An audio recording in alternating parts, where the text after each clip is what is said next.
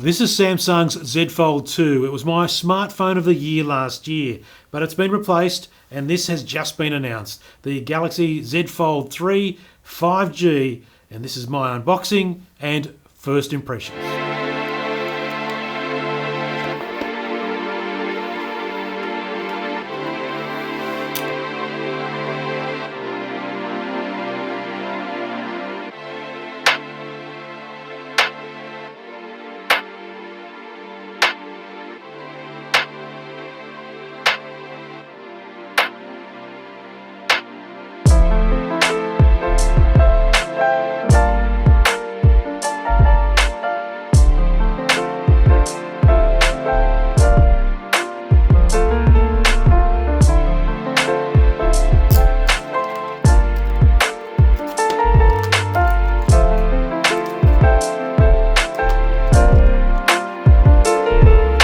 So the first thing you'll notice is a change in the camera array at the back. So it's a lot chunkier over here in the old one, and the new one a lot slender. Still 3 cameras, they're very good. They're not the top of the line S21 versions, but they're still handy cameras to have on the back, and you can get some amazing results. On the front you can see the candy bar screen.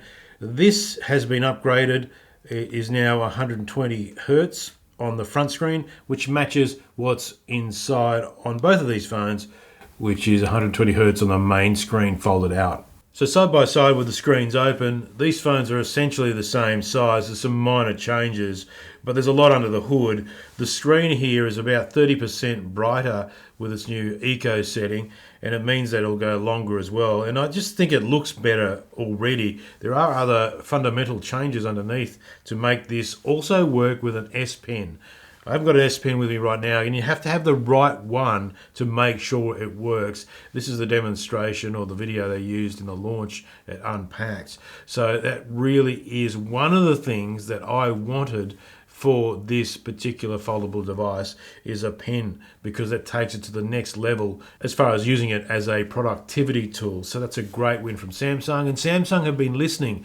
Here's another thing, I didn't say anything at the time, but I've been sort of building up to this. I was going to say, what should Samsung include or take out in their model? And this is it. So check this out. When watching videos on the Fold 2, there was one thing that frustrated me, and it was right here.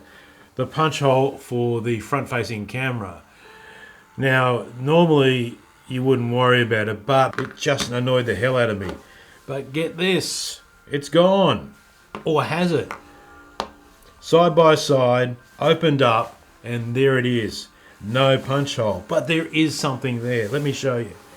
Let's go right up here. If you can just see right there next to my finger, there is actually a cutout for the camera. This is the world's first, as Samsung said in Unpacked, under-screen camera for a foldable device, and it does a really good job. You can see it there. They've reduced the pixels to allow the vision to come through and to disguise somewhat the actual camera, but it does look stunning when you have it side by side with another device that had it beforehand. So that is a great change. And although I said is visible, you have to look hard for it, and after a while you just forget all about it. It's such a great job. Now there are times when you want to see the cutout, and Samsung have been quite clever about this. So if we launch the camera, you can see the cutout is right there. So when you need to see it, it is there. There you go.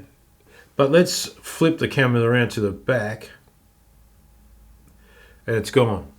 And like the actual fold in the middle, it is there, but when you get one of these and use them regularly, you very quickly forget all about it. I absolutely guarantee that. And that is a good start. I love this. Great work, Samsung. And thank you for listening to people. That's the biggest thing any tech company can do. The other great thing about it, and I can't demonstrate right here, is water resistance. IPX8, that means that if you have a little accident in the bathtub, maybe at the swimming pool, whatever, you're able to have a phone that survives. They've done a lot of impressive engineering to seal this thing up, and there's been a lot of work on the actual hinge itself. So this wasn't an easy task to seal off the environment from inside. There's a stack of other things I'm going to deep dive into in my full review on Image Matrix Tech. I'll have some more on the phone on Sunday with Tim Gilbert on Weekend Edition, Sky News Australia, so don't miss that, 7:15 Australian Eastern. In terms of availability, you can order them right now, August 12, 2021, but they won't be available in stores until September 10, 2021. And as I reach for the paperwork to talk to you about the prices, there's some good reason to invest in this year's because it's actually cheaper than last year's model. This shipped last year for a recommended retail price of 2,999 Australian dollars, so $3,000 for that last year. But this year, the Fold 3 comes in at $2,499, so $500 off. That's for the 256 gigabyte version. If you want the 512 version, you'll pay $2,649. So there's value this year, which is exceptional. You can also get a bonus if you order early, so check out those deals online. So that's a quick unboxing, price look, and first impressions. And my first impressions are very good.